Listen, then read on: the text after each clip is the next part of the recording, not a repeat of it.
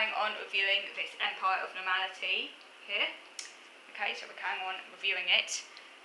So Chapman talks about the fact, well, he says that today, disability and disorder are understood in relation to concepts of statistical or medical normality. He says there was no such conception in the ancient world, and that the idea of normal functioning was alien to the medics of antiquity.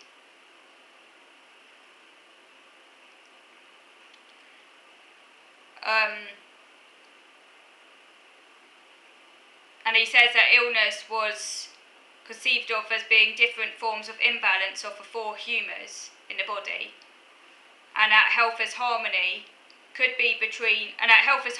also be seen as being between the individual and their environment. So the individual could either be imbalanced by their humours being out of kilter, or the environment itself could affect their humours and make them imbalanced as well.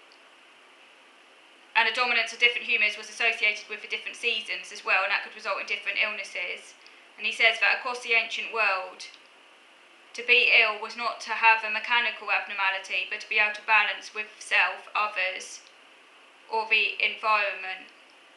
So just to unpack that, I think certainly statistical normality itself, is very much a kind of modern idea, because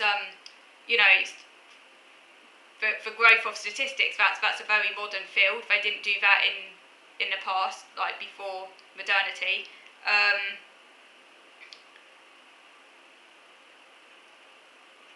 So obviously the idea of normality as like to do with a statistical norm didn't exist prior to modernity, so they didn't have the means to do that. But I don't think that meant though that people didn't have an idea of normality, even if they framed it differently and talked about it differently. I think they still I think there was still very much an idea of an in-group and an out-group, and I think people still saw those with like mental afflictions as like other, and would have like discriminated against them in often seeing them as like possessed by evil spirits or things. And as one of you mentioned, I will come back to your comments properly by the way, but as one of you mentioned, the idea of changelings was very common as well, like this idea that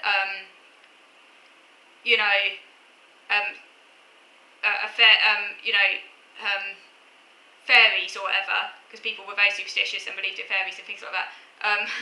Fairies would have like swapped the child, like essentially stolen a child, and left their own baby in its place. And people really believed this, and they often actually ended up killing their child to get rid of the evil influence that they saw in the child. So people, before modernity, people still had very strong ideas about normal and stuff. It just was framed differently. So I disagree with that. I agree that it was only in the modern era that the statistical idea of normality arose. I agree with that. That's true. That's factual. But I just disagree with the idea that somehow just because they saw health differently, that would mean that like people with mental problems were treated any better. I don't think there's any evidence for that at all. I'm very sceptical about that.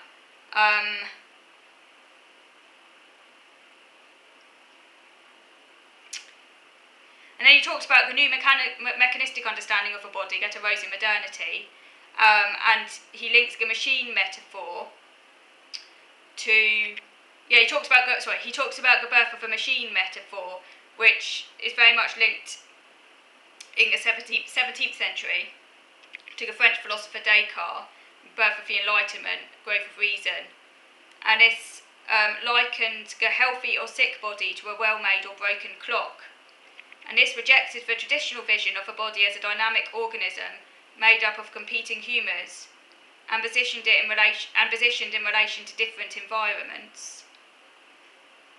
I think obviously the reason Chapman wants to heavily hone in on that is because he very much endorses a strong version of a social model, the idea that it's only the environment that disables, and he sees the ancient idea of humours and an imbalance. He wants to sort of link that into like the idea that they used to think it was all the environment that made people unwell, as opposed to something actually intrinsic to them, sort of thing. And obviously that's very much kind of part of his own sort of ideology, that it's all the environment, and you just change the environment and somehow you get rid of disability, sort of thing.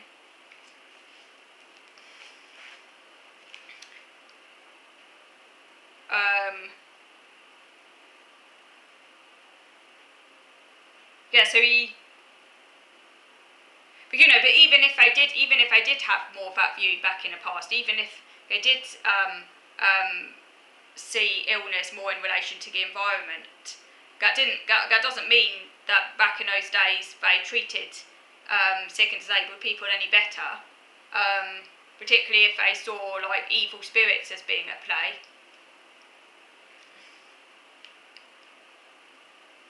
So he talks about the growth of the machine metaphor,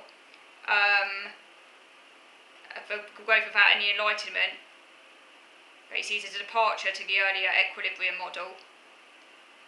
He says either specific parts of the body or overall bodily functioning could be working or broken and fixed like a clock or other machine. And he talks about the rise of mechanistic medicine. He makes it clear that it did result in a lot of progress. For example, antibiotics and curing diseases all relied on mechanistic medicine, sort of seeing a body like a machine that could be fixed through medical science. He says that the more mechanistic understanding of the body would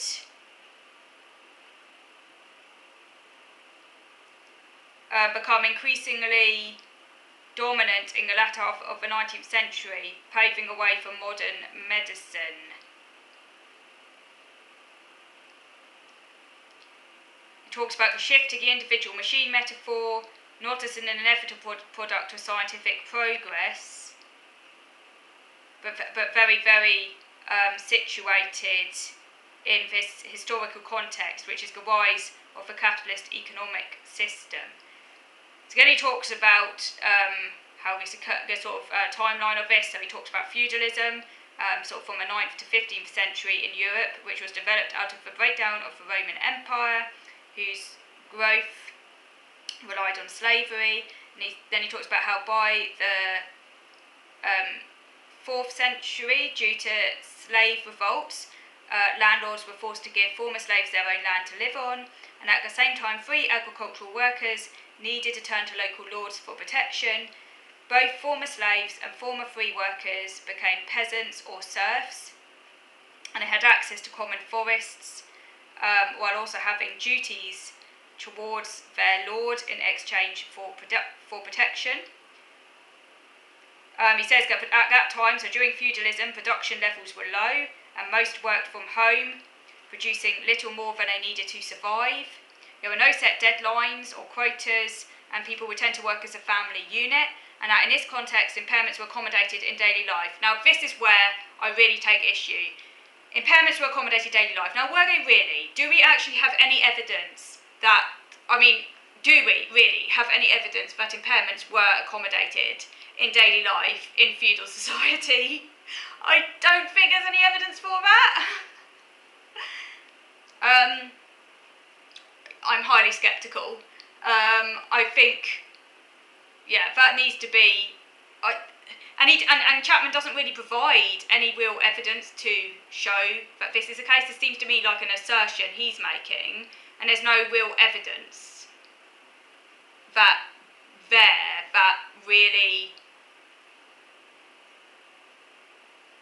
There's no evidence. He doesn't provide any evidence. He makes a point that the workplace had been slower. Yes, obviously the workplace was slower, more flexible and more self-determined. People would work fewer hours. They would have longer breaks than those working following the Industrial Revolution. We can say all that's true, based upon that. We can say all of that's true. And families and communities often worked from home and as a unit, and there was a more flexible division of labour. So he says that people with a wider range of impairments were included.